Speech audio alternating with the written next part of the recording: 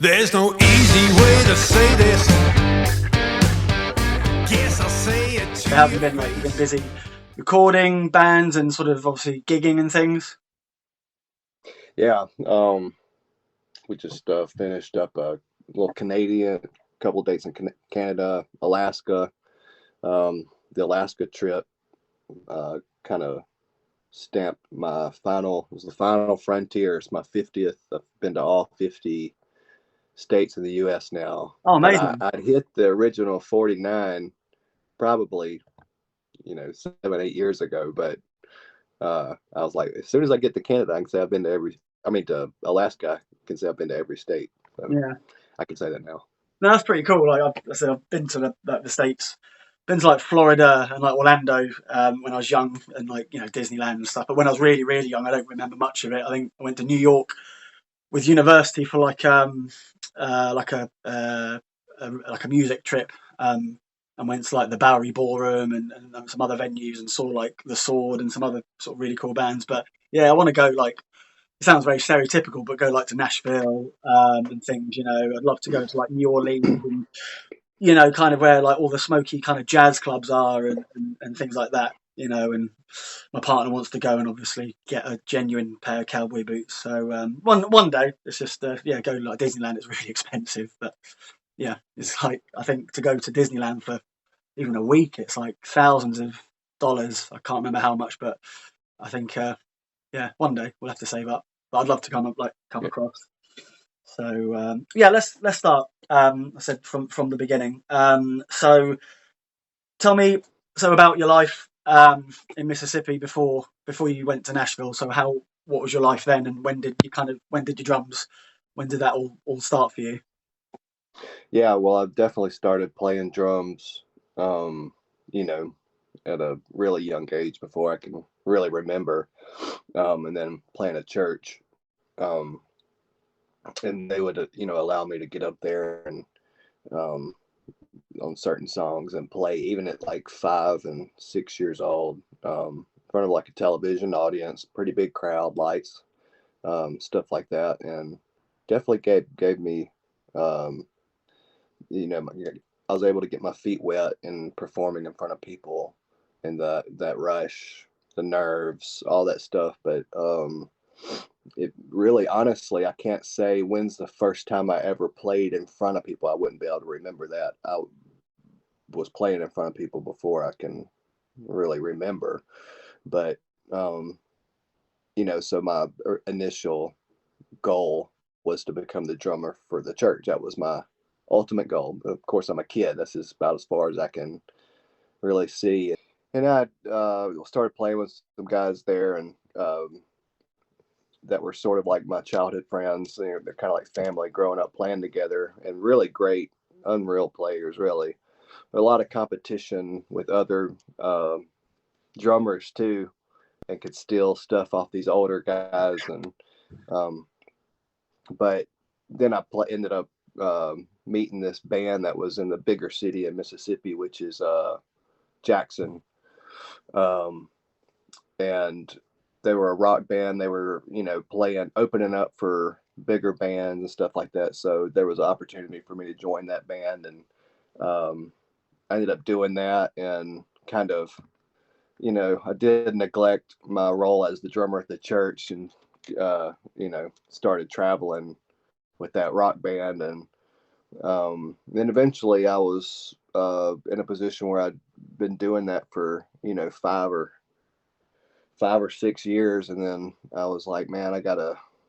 Uh, it's not happening. It's always almost happening. We're almost got the record deal. We've opened up these. We played some arenas and stuff like that. But then I moved to Nashville in 2010.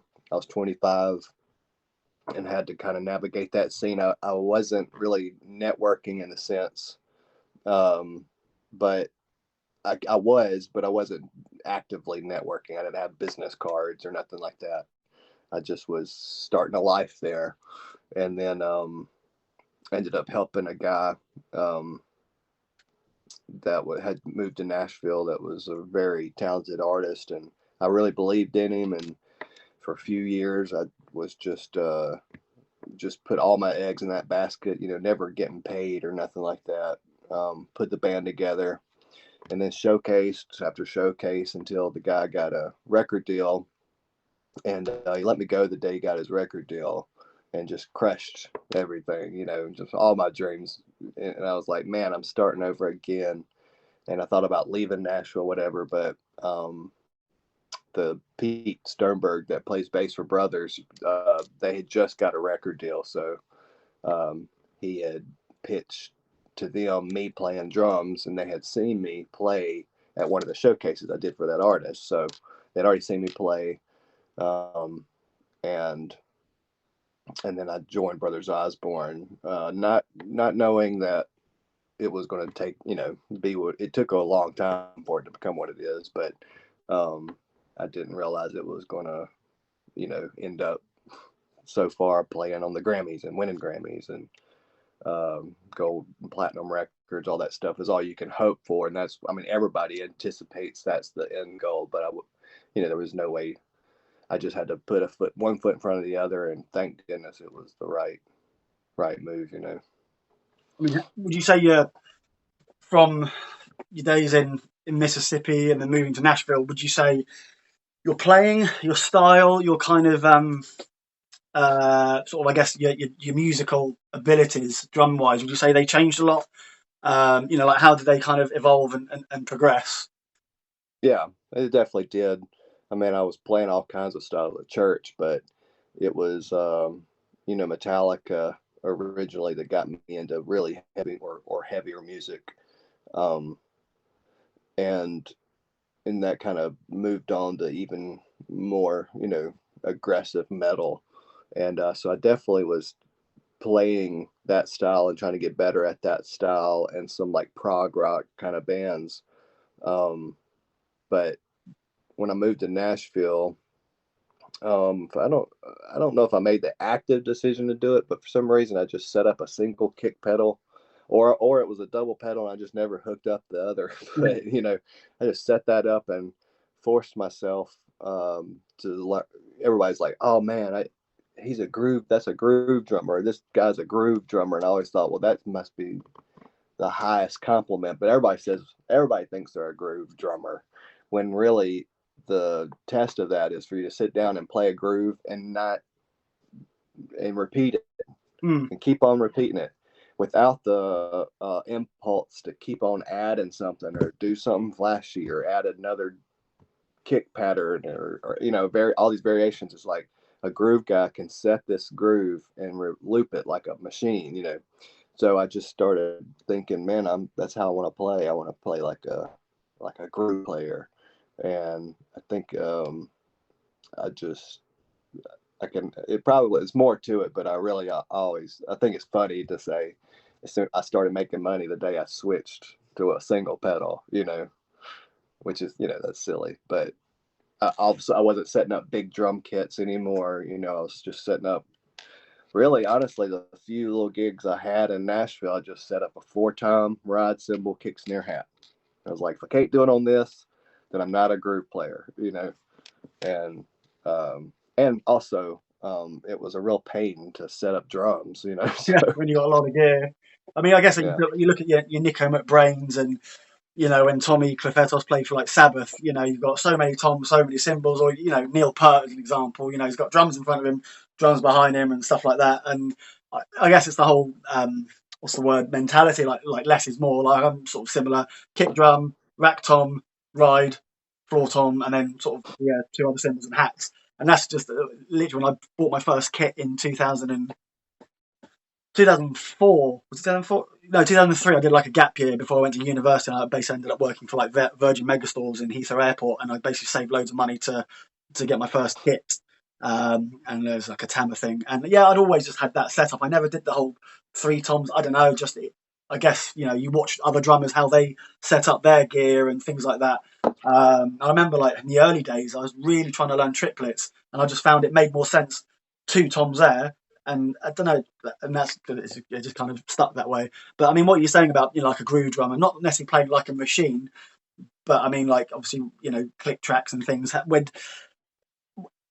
Did you find it like playing to a click and obviously recording to a click, obviously like in studios and stuff, it's very important. But like, when was the first time you played to a click, and like, did you find it really difficult to kind of almost, make the click your friend as opposed to kind of trying to compete against it? Yeah, I think in my rock band, we didn't really play to a click, but I did have a little year-long stint with this rock band. Um, but just before I moved to Nashville, just kind of filled in, and they were playing the tracks and stuff. So that was really the first time I was playing to a click. But I found it, um, you know, not very challenging. I guess I don't know if I had been practicing to a click, or honestly, I was recording songs at my parents' house, which is the studio I built there back then. But I'd always been recording songs, so just playing, I guess, in my studio and wanting stuff to be on the grid gave me some I was comfortable playing to the click at that point. But it and then when I was helping the artist when I first moved to Nashville, it was like, okay, we got to play to click. Everybody plays to click. So, and I was building tracks and stuff for that band too. So we were doing all those showcases with clicks. So by the time I got in Brothers Osborne, it was like just second nature. Plus, there was no question whether or not we were going to play to a click. And then now, I honestly feel like the click. I said it before. It's like training wheels. It tells you where one is, and once you become friends with a click, it's easy. It's how can you mess up? And really, honestly, the way I do it is put like in my ears. At the beginning, I just had the click going in my ears, but then I decided to have my click moved all the way to one side. And it's actually different when you pan something to the right like this, because honestly, the pan goes like all the way down here. Yeah. Like so you're looking at it like this. So this will be left and right, Yeah. but really I've got it panned here. So it's all the way to the right, and when I'm playing, it disappears. And the only time it really makes it that I'm aware of it being there is if maybe I'm landing hits not exactly where I want to in the pocket. As soon as I get when my pocket's happening, everything feels good. The click just disappears, Yeah. and it's like, I guess, you kind of one. Not to sound zen or something, but you do definitely. But it becomes a part of you. You become a part of it, and as soon as you are aware of it, you must be very, slightly swaying off of that position. Yeah, I mean, it's like the first time I think I ever played to a click, won this Battle of the Bands competition in Southampton, UK, with this band I was in at uni, and we went to the studio. This guy who'd like recorded quite a lot of big bands and stuff. Like, he'd recorded a band called the Delays, who are quite a popular like indie band back in the day in Southampton. Anyway, so we recorded, and the guy said, "We're going to record this to a click," and I said, "I'd never played to a click." So I think after about, I don't know, I think we tried playing it without the click to see how that kind of felt. And obviously it was, there's natural like push and pull. And obviously I understood, obviously more now than I did then, is like for editing and things like that. If you've got it onto the click, it makes it really easy. If you do a fill that's slightly inconsistent, or you hit a kick drum or snare hit on like literally like you want to hit it on the one and you hit it on the like one E and stuff, you can easily like just push it to the grid and stuff. But yeah, eventually, like you said, I got used to the click, and it was like, right. I didn't play to the click like a lot with other bands I was in, but just kind of it helps, especially like I said, if you're playing to backing tracks. Like one band I was in, it was like electro rock, so I was triggering samples on a MIDI trigger, so that was, quite kind of, what's the word, like regimental. Like, I found it occasionally, like if you wanted to kind of do some freeform fills, kind of almost not outside of the click, but just rather than just kind of staying to the click and just playing very to it and stuff, just doing some other bits. I found it initially like quite difficult, but like you said, once it becomes your friend, you can do all these fills, and you know exactly when the one's coming in or where the four is, and it just makes it a lot easier. But like I said, yeah, from a, like you understand, from a recording producing point of view, just it would just make your job so much more difficult not recording to a click. You wouldn't be able to get the tracks perfect. And I think, you know, as much as, I don't know how you feel, but you can be a great drummer, you can be a great guitarist and stuff like that, but just everyone's naturally can kind of sway outside of the click, and it's just kind of one of those things, like kind of no one's like humanly like perfect and stuff like that, as much as you might have like an inner rhythm. But yeah, it's, I mean, like the band I play in, the Outlaw, so I don't play to a click, just because it's sort of that outlaw country kind of, it doesn't really lend itself to being super super tight. I mean, in terms of you know, I don't know, like some bands, they play to a click because they've got lights and other effects that go off on certain verses and stuff like that. But I mean, obviously, when you play, it's so tight, it's very, very solid. I mean, would you like admit ever, you know, like live, you know, even in a big show, that you've kind of noticed when you've either been going ahead of the click or maybe slightly behind? I mean, Yeah. You know, it's always a question, is it me or is it this guy playing acoustic, you know? But yeah, and that you know, depends on, some days it's better than other days. Some days it's just awful, feels like, and some days it's superhuman. It feels like there's so many factors that contribute to that. But I would say one of the biggest advantages of playing to a click is the humility to know that you can't trust yourself.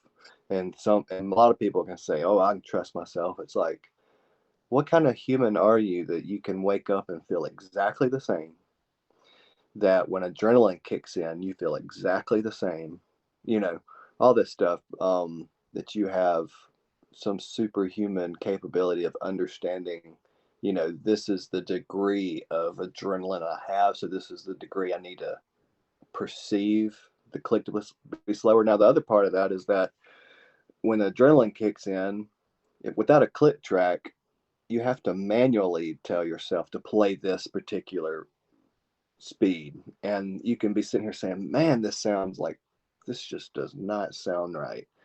But with a click, you can trust that this is right and you need to groove, figure out how you can groove to this, you know. Um, I've realized that, you know, if we're playing this particular venue on this day and I ate this for dinner and I slept this much the night before, it's like, man, click feels really slow today. Well, I'm just amped up. And then it could be another gig where I'm just sluggish and whatever, and I'm like, man, the click is going really fast and I'm having trouble keeping up. It's like, man, I cannot trust my instincts on this. Um, Maybe there are people that can, but uh, I would say that is, man, do you feel anything then? Do you yeah. feel adrenaline? Do you feel tired? Whatever. So I would say that's probably the main, and that means that you can start songs with a click and turn it off, you know, if you need to, but it gives you a good reference point to start, you know. Mm. Do you ever like, Yeah. well, you said you had you click hard, you know, hard pan right or something. Do you ever, so the ear that's got the click in, do you ever sort of occasionally take that out? Because I mean, do you have, obviously you got your click, and you got, say, your monitor engineer. Do you ever have like, you know, like a monitor wedge as well as your in ears, or do you just have your in ear monitors as you know? Yeah, just the in-ears. Other than I have a 18-inch sub behind me that's kind of giving me some rattle when I hit my kick drum, and the bass guitar is in there, so I can just when that when that's gone, like if we do a fly date and I don't have a that sub, I'm like, oh man, I didn't realize how much I really um, you know, rely on this. Some for the kick sound, even though I'm just feeling it, it contributes to the way the kick sounds, and definitely miss it when it ain't there. You know, but yeah, I haven't played to a wedge, and man, I don't know how long. But those are fun shows. You know, you can't really play to click if in shows where was a wedge and we still wanted to be on tracks. It would just be a matter of I would just be putting the tracks in one of my ears and leaving the other ear open, Yeah. and I would be the only one playing the track, which means you gotta, you know, if drums stop, the song keeps on going, you got to keep time somewhere, Mm. you know. And sometimes it's just like it's weird when something's supposed to drop out and the singer is supposed to play, and then you're over there still keeping time, and like distracting, you know. So, but that's the way you have to do that if everybody's not hearing the click. It took a long time too for me to get my mix somewhere where I would want to keep both the ears in, where it actually sounds better with my ears on than without, I mean, So, but I feel like I got it. I know some like bands, they'll have like room mics, pointing at the audience, because I know some, other people who don't use in-ears. I mean, I kind of use my in-ears for one reason, obviously, to protect my hearing, because I've been in bands where I've not been, using earplugs or whatever, and I finish the show and I kind of feel my ears ringing, because it's like you hit a cymbal, you hit a snare, it's so loud. But yeah, some people say, you put your in-ears, you feel almost like a disconnection to your audience, obviously having those room mics to kind of pick the audience up. Not say it's a luxury, but not everyone has them. But I mean, what you were saying about the kick drum, like I never, like an engineer will say, "Do you want drums in your monitor?" And I don't want kick. I just don't want any drums. All I want to hear is kind of, the vocals of the guys, the banjo, lap steel, or whatever, and like my vocals, because I do a bit of backing, and how you play. Are there particular bands, drummers, musicians, it could be guitarists, etc., that have really influenced you, the way you play? Like, do you pay particular attention to these guys, and that's, really molded you into the drummer you are today? Like, is there anyone in particular that you go, yeah, they kind of gave me my style? And then we'll obviously talk about gear and sound later. But yeah, is anyone that's really, moved you like all the time? Yeah, I'd assume well, the self-awareness is one thing. I'm not sure exactly how I sound to other people. It's kind of like your voice, and when you hear it back on the recording, you're like, "Oh, is that what I sound like?" But I can only assume that it would be where I had the biggest epiphanies along the way, and I would say um, maybe one of the first ones was probably Phil Collins and Genesis, because that was one of my early favorite bands. Another one is probably Ringo in some sense, because my sister, for our entire childhood, just listened to the Beatles. I've heard the Beatles just so much. It's just really ingrained in me. Whether or not I liked it when I was a kid, I definitely like it now for nostalgic reasons, but I also appreciate Ringo more than ever.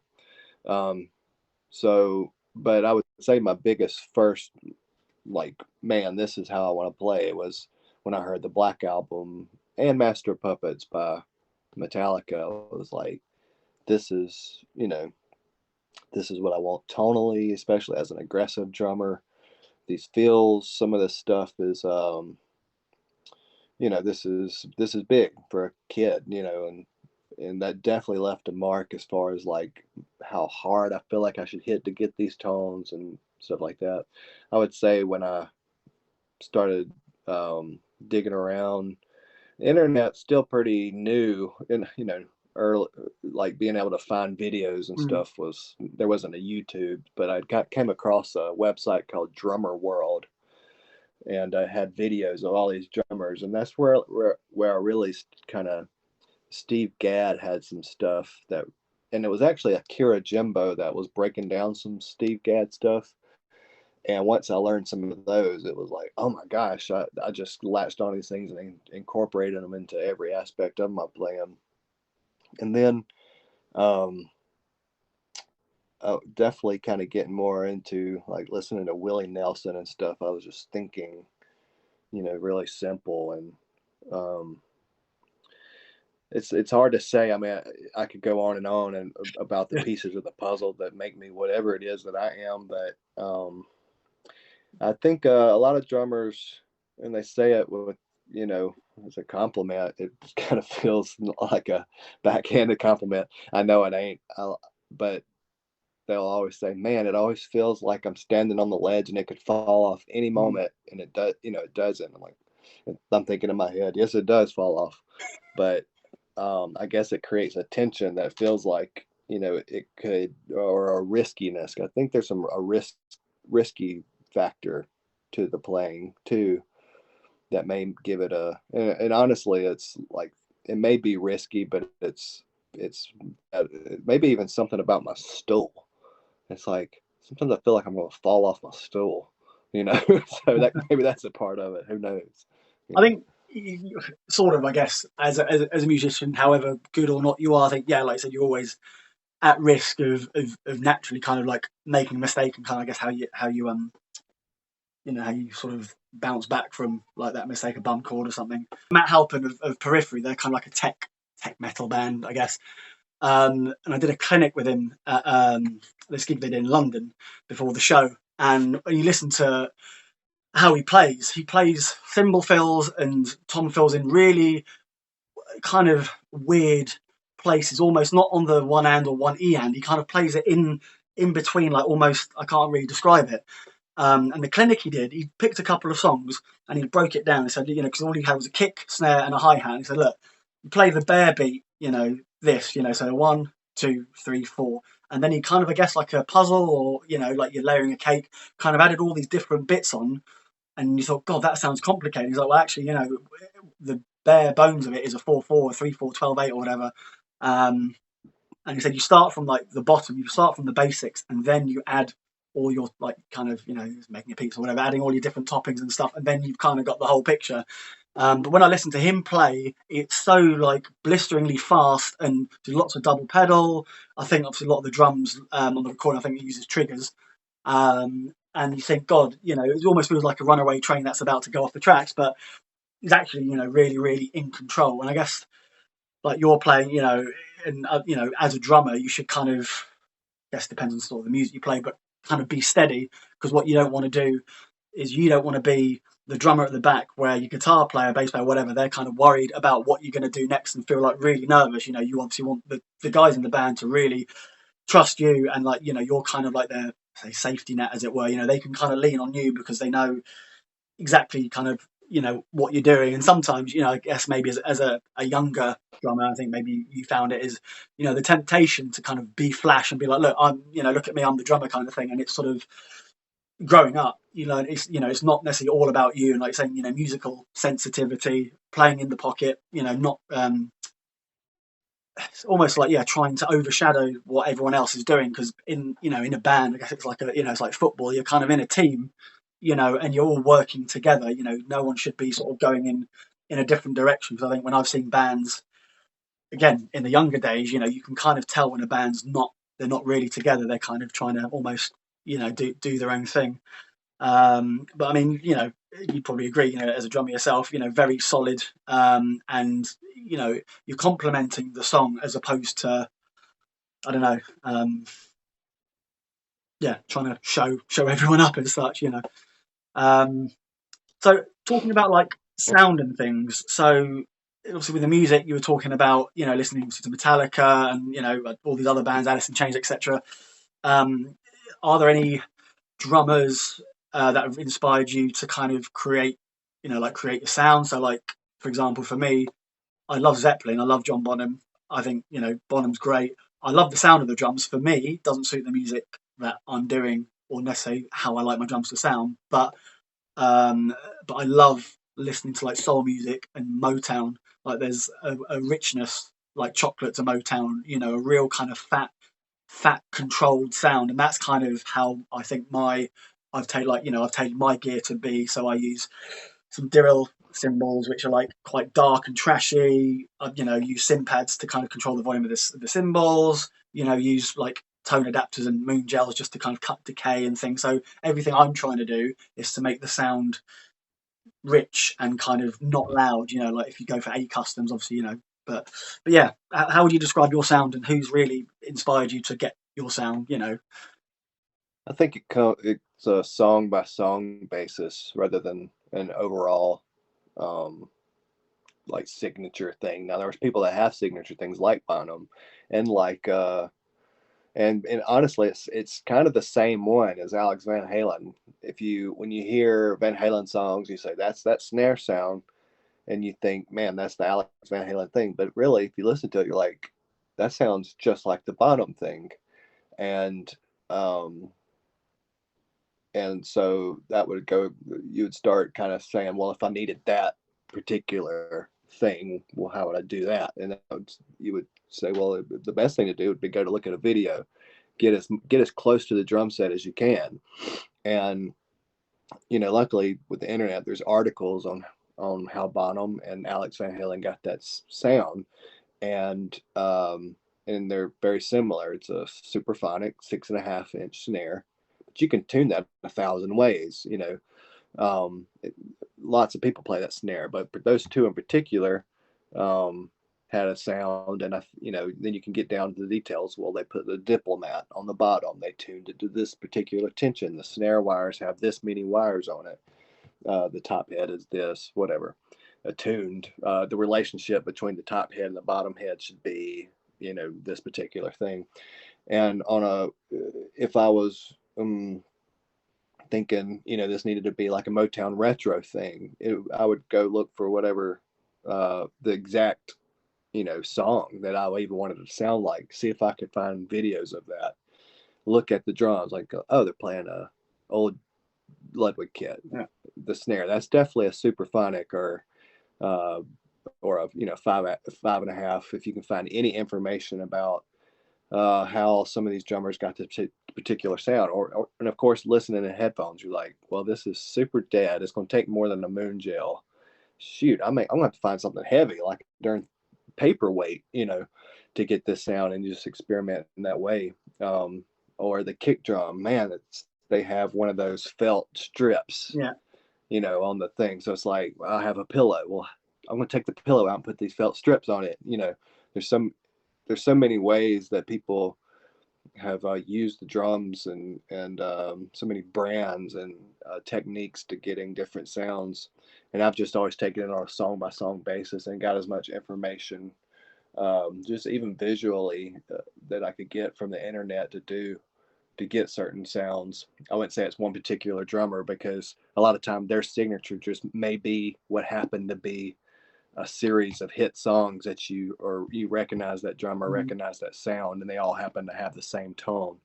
Where if you got the albums, you would maybe realize that every one of these songs has a slightly different tonal qualities of the drums, and they were just taking it on a song by song basis as well. So yeah, I mean, there's so many things that people want their. I see all these videos where people put like BBs or marbles or something inside the snare or on top of somehow, so it'll do like this long kind of gated sound. Yeah. And there's just there's so many creative ways people get all these tones. But yeah, I really enjoy that. Actually, it's one of my favorite things to do, is get creative. I got, even in here, like anytime I find something that has a sound that I particularly like this is just you put these on the feet of furniture, Yep. so they don't scratch the floor. Has a little felt thing on here. But a lot of times I like to get my clap, with one of these things, because it goes, one side falls and it, but it doesn't sound good here. It sounds good on the floor. I have like this, it's somewhere, but it's the top of a salt, like the salt that you twist. Yep. Big salt thing. It has a little plastic top. Man, dropping that thing on the floor has like the super high pitched, sort of almost something you'd get off of a synth perk hit of some sort. But yeah, I'd say it's one of my favorite things. There was this thing. It's silly, and you won't be able to hear it, but this is this is the top off of a like when you get these, like from a dispensary, like a medical marijuana dispensary, sometimes they come in these like tin cans. So like this was the slider on it, but one day I was doing this with it, just pushing up and down, because there's a slight bend to it. It sounds silly like this, but if I put it right up to my ear, it's like, I mean, it is like a wobble. And then you're doing that in a microphone and compressing the hell out of it, and then putting it in people's ears. It's like they're getting this wobble thing happening with the beat. You're like, I don't know what's happening right now, but this sounds cool. It's just, it doesn't have to be manufactured by drum companies. Like everything literally makes sounds, and I'd say that's one of my favorite things to do is mix stuff like this in with grooves that really can't be replicated. I mean, unless somebody it would be a total accident Yeah. to replicate it.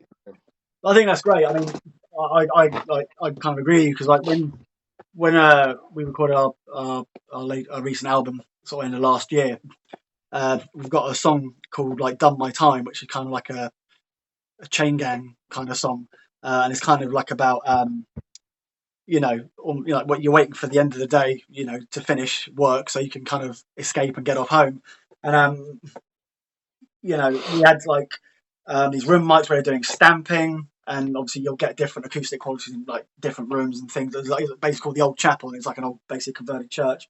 And he had like some metal chains where I was kind of like raising them, dropping them. Some of the chains were thicker, some were thinner. And then what else did we do? Like, I can't remember what song. He had like a bar stool, with obviously a metal bass. And like one song, he like got me like these just literally like teaspoons and just hitting it in different parts of the kind of bass where some bits were hollow. And yeah, it was just really interesting. Like you said, when you kind of mix it.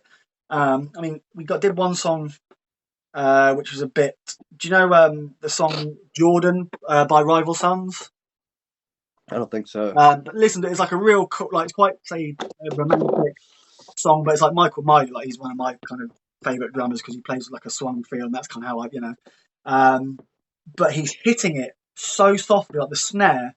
And I remember the producer said, "Look, just play it like this because it just sounds so good because you can hit things hard, hit things quiet, but just the way he does it, it's so gentle. It's like kind of imagine the way, depending on how, but you kind of treat your woman on a first date, just really gentle and just kind of, and honestly, the sound, you hear the snare on Jordan, it's just amazing. So he said, play like this. And there's one bit of the song where the kind of drums are still playing, but they've kind of dropped out slightly. So it's a bit of like a muffled sound. And if you remember, like in school, like you do it in like French or whatever language you did. And you had the old tape recorders, the really old tape recorders where you might record, you might record something. And anyway, what he did is he recorded me playing this beat or whatever through this really old crackly tape recorder. So he'd done that obviously with a mic on top of it, fed it through like all these different compressors and gates and things, and played it back underneath the song. And I was like, oh my god, it sounds amazing. And he kind of, but what he did is he played it, the tape recorder thing through a Roland tape echo. And it's like you're into your studio stuff, but it was like a really old. I think it must be from the '70s or something, where you lift the lid and it is literally a bit of cassette tape reel just going round and round and round, and that was like the echo. I thought, it's just such a basic sort of bit of technology. Like so everything now is like digital and things, and it's really amazing. All the different things you can do, like you said, with different things, not just instruments, and the different filters. And I mean, you were talking about Genesis earlier. One song we've got, the intro is kind of like a massive tom fill and like a cymbal swell. And then what he did is he fed the cymbal swell like reverse, and it's like, and I was like, oh my god, it just sounded so big.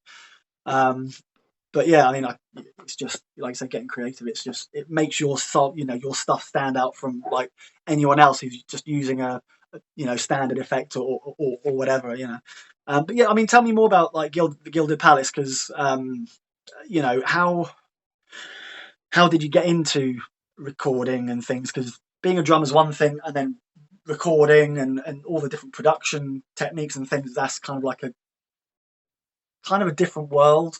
Obviously being a drummer kind of helps, I guess, in the kind of production process. But like, how did that even come about? Well, I can tell you how it started, and it's interesting. When Windows 95 came out, it had you would go to Start and then Accessories, and it had like a few little selections there, and one of them was Sound Recorder. So I just remember going to Sound Recorder, and it would record. You had a little microphone that would sit on top of your monitor, and you could record just something from that microphone. One channel.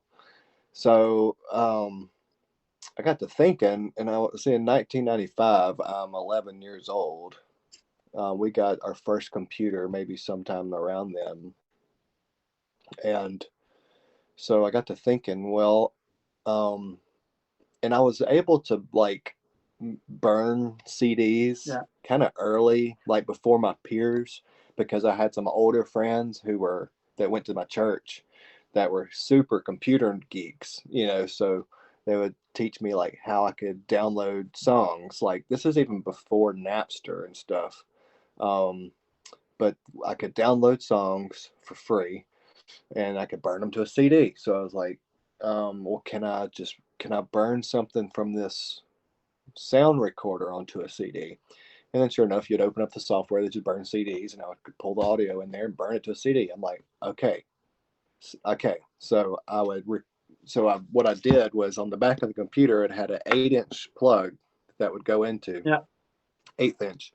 So I was like, I need this to be a microphone, to go into an XLR. So I had got an adapter that a 1/4 inch could go into that 1/8 inch, and the other side was an XLR. I had one microphone, so I would set it up on the drums, play drums, and then that sound recorder would have a drum track. I'm like, okay, so I should burn this to a CD, and then hook up the CD player into like this little. So I went to the church, and they had this little 4-channel mixer power amp thing. So I brought that thing home, set it up. I hooked the CD player into that thing. I was like, cool. Now I'm gonna push play on this CD player and hook this microphone into it. Now I can play along to the drums. And then that 1-channel sound recorder would now have drums and some kind of guitar going into it. And I'm like, cool. All right, let's burn that to a CD. So every track I wanted, I would burn to a CD. And I would just layer and make songs this way. And then eventually I made friends with this guy that worked at the radio station, and he gave me a software called Cool Edit Pro. Now I didn't have to burn the CD. I could just choose the track, record, go to the next track. It was just like Logic and Pro Tools, but much simpler version. And that really got me kicked off in just creating and trying to swoon girls and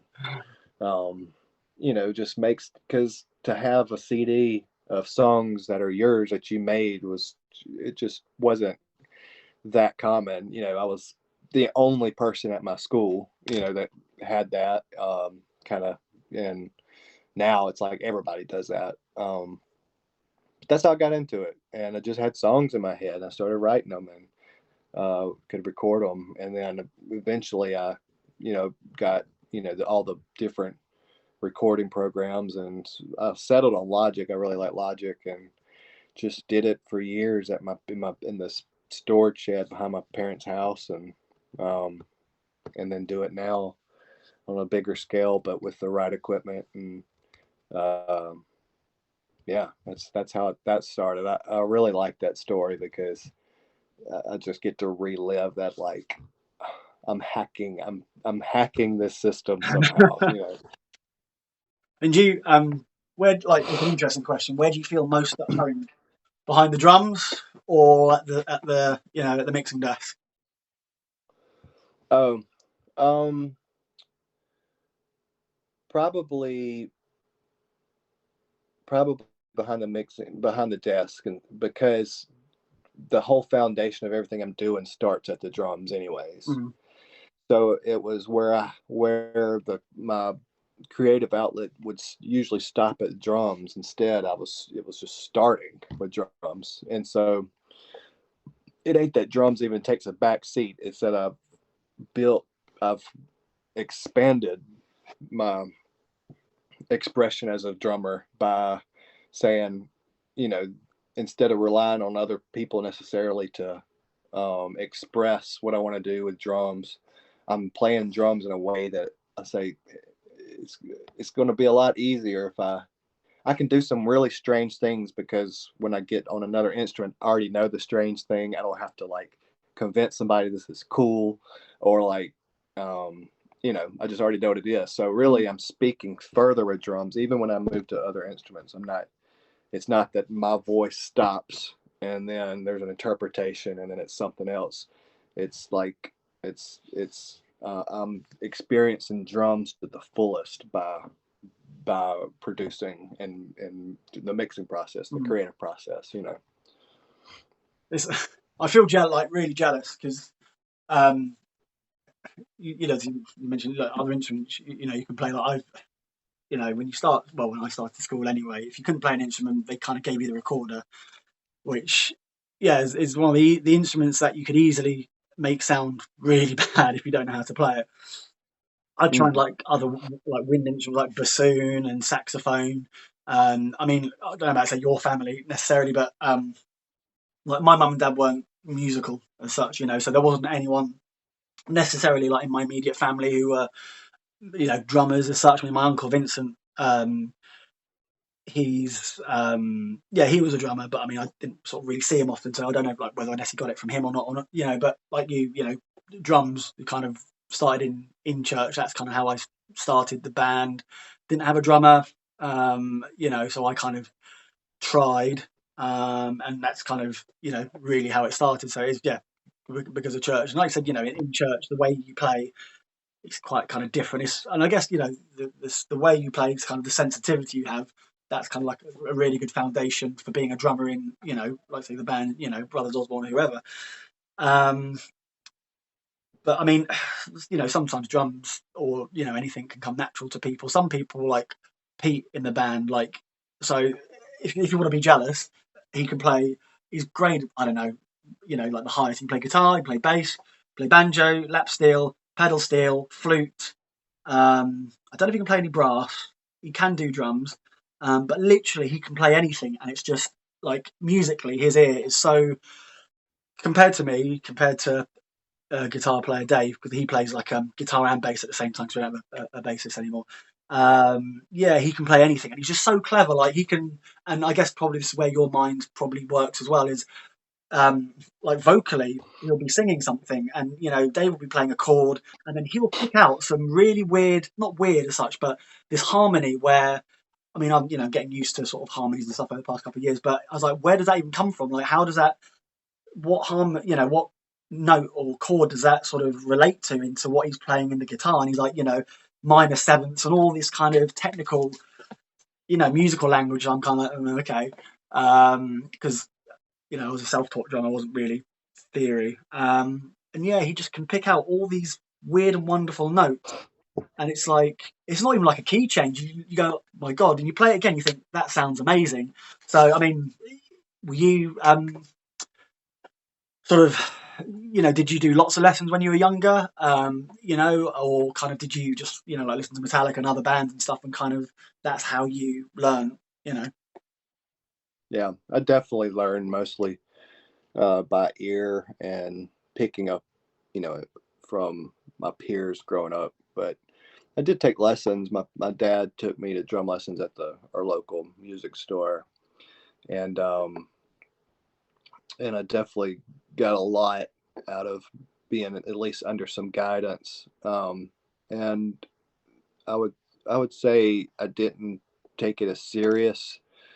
I just wanted to go play drums like with another drummer, um, and if we didn't get behind the drum set, I'd have been, you know, a lot of times we did a lot of stuff just on a practice pad in the middle of the room while the drums are right there, and I felt like, you know, really bummed out that we didn't play drums, you know, but I didn't necessarily go home and do this book work. Mm. And there was some book work, like we were going to play Red Barchetta by um, Rush, and we had it all, you know, written out, and I would just learn it by ear because I knew every little jot and tittle of the song. And he would have the book open, and I'd just go, "Are you ready?" Like, yeah, and he'd count me off 1, 2, and I'd start just looking at the book, but not so, just playing, you know. Yeah. And he would turn the page when it got to the point, and you know, I was all, and I was like, "Man, nailed it!" And I really didn't. I didn't get every single little thing, but for the most part, I did. And but if I had sat down and said, "All right, let's really learn this. I want to learn every single note on this thing," I was just faking it the whole time. And a lot of the stuff, yeah, it was like I didn't take it seriously. But the drum teacher I had took a liking to me, and I would say a big part of the puzzle, the confidence it takes to you know believe you're a drummer that can actually go make a career out of it, is the drum teacher would, you know, go around and if we were somewhere, I go, this is Adam, he's my best drum student, you know, and that always gave me such confidence. And you know, regardless if I actually took it serious or not, I just had maybe some natural, and I had a whole lot of prior drumming experience even as a little kid. So taking it serious would have helped, but I got a lot of stuff out of it that you wouldn't necessarily say, well, if you didn't do your work, how did you get better? Because I got better because of other aspects of taking some lessons, you know. But the majority of everything I've ever learned has been by ear, and that's on every instrument. Like I do not know, I know my basic chords on guitar, but I can play guitar, but that don't mean I even know what key I'm. Like it doesn't matter. It's like, okay, this is it. This is first chord, blah blah blah. I need to do a solo or a melody part here, so I'm like working it out. I know if it's wrong, you know, but I don't. Yeah. I'm not looking at the guitar saying I got to go here, here, here, here, here. That's not how it works. I don't want anybody to hear the process because you'd say this guy does not know what he's doing, but I will get the part I want, you know, eventually, you know. I guess it's like muscle memory. It's like repetition. Like one band I was in at uni was like an instrumental band, no vocals and stuff, and like the time signatures were really complicated. I kind of took over from this guy called Phil, and eventually, and yeah, I didn't know what the time signatures were. They were like they were so crazy. You know, I don't know if it was a 24/6 or, you know, I literally, because I played it over and over and over again, I just knew where things were. But like, you know, if someone plays me a time signature, like, you know, not even Tom Sawyer, or like, maybe, I don't know, yeah, Tom Sawyer, Spirit of Radio, maybe, you know, some people listen to that and go, oh, what time signature is that? The thing is, if you can play it, you can play it. And someone tells you, oh, it's a 6 something or 12 something, you go, oh, I'm playing that time signature. So yeah, different people learn, you know, differently. You know, like you can put a theory based drummer in a band who's never played in, and can that theory drummer go, oh yeah, I can play that, or they'll be like, okay, you've got the sheet music, and then like vice versa, you know, you get a self taught drummer in maybe like a classical situation, and be like, oh no, that's not right, you know, you need to play the crescendos here, you know, and it's just kind of, but yeah, it's just if you've got rhythm and you've got time, I think, you know, most instruments you can probably play. You know, but yeah, all your minor fifths and all this, it's like you said, you can tell if something's off. I guess like it's like drum tuning, you know, you can tell if it sounds bad or not. You know, if you've got a lug that's slightly lower than the other, and it's, you know, but we're going to close off in sort of in like about 5 minutes, because I know you're really busy. But what I just wanted to touch upon, because what I'm trying to explore and explain in this sort of series is like the equipment that people use, why they use it, you know, like you're saying about different sound. Obviously, you get different woods, different metals and things, sticks and cymbal, you know, kind of.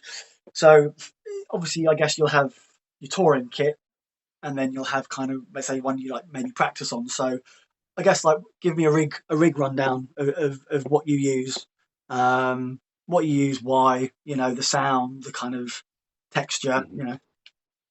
Yeah, in the studio, it's a song by song basis. I don't usually say this song needs this, and a lot of times I go with what's set up. I might change some stuff with the snare, and you know, just kind of go with what's already happened a lot of times. But with brothers and live, I played vintage Ludwig for the whole career, basically. Always either a superphonic snare drum or a Black Beauty or something like that. And a side snare that could do a deep tuning, I would use a 6.5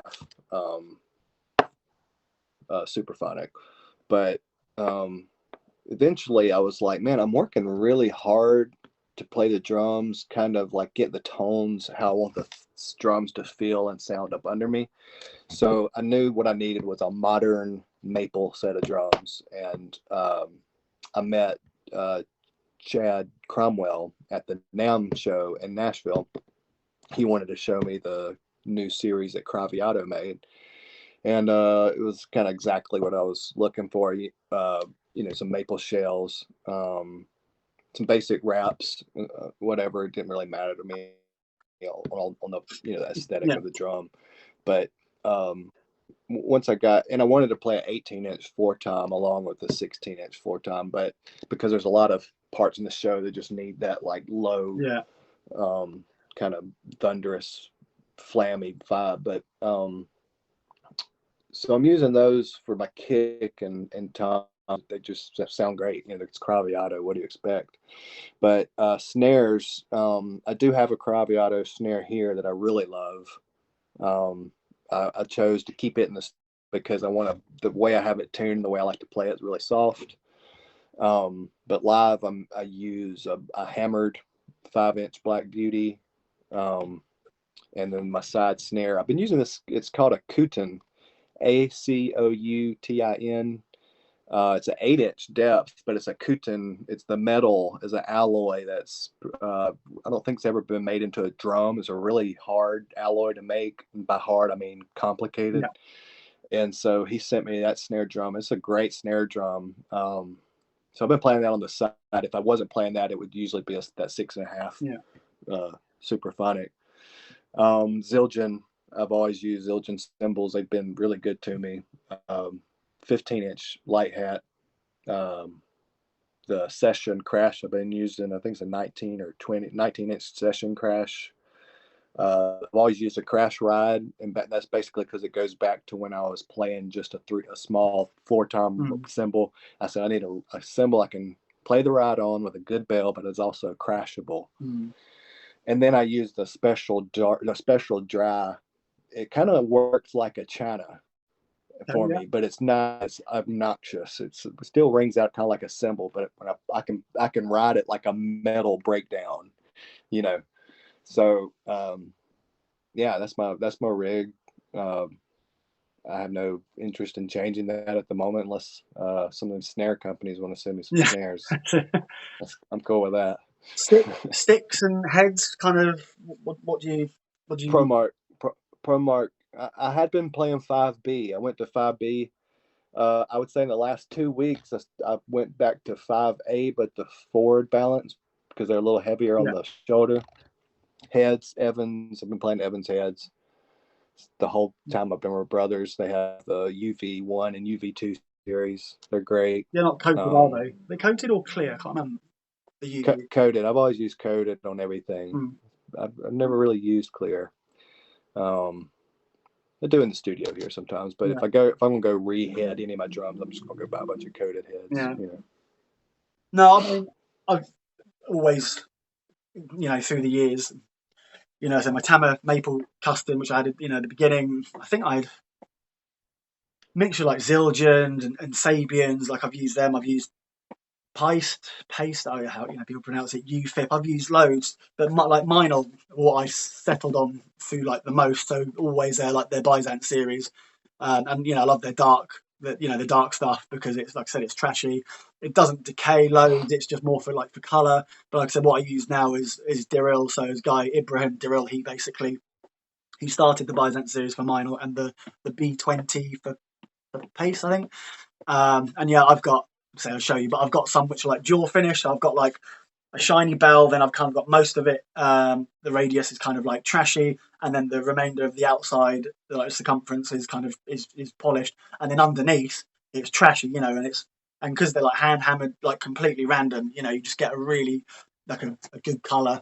Hats, I've got like they're 13-inch, because years ago I thought I was buying some 14-inch, and I got 13-inch by accident. I think they were Minors. And I was like, hang on, okay, these, you get a really nice bright chick, but they're still kind of trashy. And I thought, do you know what? I quite like it. I think when I first had my 13-inch hi-hats, I remember I'd always try and look at the crowd, like at a gig, and not look at the drums, And I remember like one gig, people looked at me, like the band, and like, you stop playing, and literally I'd moved away from the hi-hat a bit, and I was like, because it was obviously a 13-inch, I just wasn't hitting it. It was a bit embarrassing. But yeah, coated heads, yeah, always. Coated at double ply at the top, coated at double ply at the bottom, just so it acts like a natural sort of EQ. And like kit I use, I don't know, have you heard of a kit called Q Drum Co? Have you heard of them? Mm-hmm. Based in LA. Well, I've got, so Jeremy, so he made me this. So it's a copper shell with like a patina maple reinforcement rings at the top. And I think it's a 45-degree bearing edge, I think. Die cast hoops. And I remember I saw 9 Inch Nails at the Motorpoint Arena in Cardiff in the UK, and Lan Rubin had a I think it was a steel kit, and I'd never seen a metal kit, but I was just like, oh, this is interesting, you know, and it just sounded amazing, you know. And I think I got talking to the drum shop in the UK about Q drums, spoke to Jeremy at Q, and like I love the finishes they do, like metal. I just love them, the kind of random patina, like oxidization. Um, and literally, I'd never played a metal kit ever. I played metal snares and stuff, but I thought, you know what, I'm going to do it. So I bought, like I said, just a 3-piece, 20, 22 by 16 kick, 14 by 12 tom, and then a 18 by 16 floor. I wanted an 18 by 18, but the car I had at the time, for some stupid reason, you know, it was small, so I couldn't have fitted in a bigger tom. And honestly, I've never. Everyone always says how great it sounds. It's, you know, out of all the metals, copper's like the warmest, and it's just so nice, you know. And the other thing I quite like, if you've seen them, if I can find it. So instead of like a seamless shell, so it's kind of it's like wrapped over and like riveted, so it's quite industrial. And I kind of wanted the kit to look like wood, like there's some kits he's done on, you know, on copper, which are like quite shiny. So I just wanted it to look a bit, you know, aged and things. And yeah, I love it. You know, I've got a copper plate snare which is really heavy. That's a 14 by 5.5 or 6. But at some point I want to get another like snare, but like a bell, not a bell brass, but a brass snare, 14 by 7 or 8, just like a really fatter, deeper sound, you know. But yeah, it's like you said, it's there's different equipment you use can suit different musical styles. Obviously, in recording, like, you know, I think one track I use like a Superphonic, one I use an Acrolite, one I use a Slingerland, then I use my copper one. Then I kind of tuned the snares to like the different key of the song, which, yeah, you know, I don't know about keys, but, you know, talking with the producer and stuff, I was like, you know, it gets quite complicated. Like, right, this is the key of E, so you need to pitch your batter head or whatever at this, and do you know what? It really works. But yeah, I love, like you, getting really nerdy about drums and just, you know, all the little nuances and things, like, even like I said, even sticks, people go, oh, you know, it's just a bit of wood, but actually it's quite important, the length, the thickness, the tip you use. So I've got like a teardrop tip by this guy called Will Richards, who runs this company called London Drumstick Company, and, you know, they all customization, whatever. But I've got a rebound, so I've got a rear balance because I like to sort of quite quick fills and things, and I've got, yeah, the length is quite unique because back in the day I'd use like Winston's, Vic Firth or whatever, like 7As and things. But I decided to get these sticks a little bit longer just because where I have my cymbals placed and the height. Sometimes I'll be doing a fill and it's really I do it now, and I'll be going around the kit, go for the cymbal, and I miss it, and it just really frustrates me. So I got a longer stick to basically for a bit more reach and things. But yeah, I mean, it's hickory. That's what I've used, like maple, oak, but yeah, hickory generally kind of always work well, like a raw as opposed to like a lacquered finish, so kind of your sweat kind of, you know, grips on the sticks. Because I remember, like, when I was young, I used to drop sticks quite a lot, you know, maybe just my technique in my, you know, holding them. And I think I tried like grip tape or something. There's something called Gorilla Snot, and it's like a wax, which you put on the, you know. I remember doing that, and I think I ended up giving myself cramp, because the sticks don't move. So naturally, like, if you imagine like you're holding a stick like that and doing that, you know, it's you need the stick to move in your hand, and, you know, flexibility in your wrist and things. And it was like the worst thing I'd ever done. I think it gave me blisters in the end. But yeah, it's just little things. You know, little things can make, you know, a big difference. You know, but what I'm going to do, Adam, I'm going to leave it there. I'm going to give you three quick questions, and then I'll give you the same sort of back. So I want you to tell me the first single you bought, first album you bought, and the first concert you went to that you can remember. Yeah, first album was I think it was Genesis We Can't Dance record. It was either that or Molly Hatchet Flirting with Disaster. Aye. first single. I didn't really buy a single. We had to buy hard copies, but I think maybe like Inner Sandman or something. If I bought a single, first concert was I got taken to Journey, Tom Waits, and Peter Frampton. But I really feel like my first concert was Metallica and Korn, Summer Sanitarium tour, year 2000. But I was really little for Journey, Tom Waits, and Peter Frampton, which I ended up playing with Peter Frampton on a gig, and that was cool. But yeah, I think so. I think that's the answer to that. I think you need to be a certain mature age to maybe appreciate and understand Tom Waits. I think some of it's quite dark. Yeah, right. This is embarrassing because my answers aren't as cool as yours. So first single was a song called "Wannabe" by a group called the Spice Girls. You probably remember them. Went to like Oxford Street with my mum to turn on the Christmas lights, and I bought that on cassette. I don't know why, but I did. First album was Houdini by the Melvins, because I loved Nirvana when I was, say younger, and the Melvins was like one of Kurt Cobain's favourite bands, and that's kind of how I got into Nirvana, like Incubus, and like the whole Soundgarden sub pop kind of grunge thing. And then the first concert, I can't remember how. I'm crap at math, so I'm not going to do it.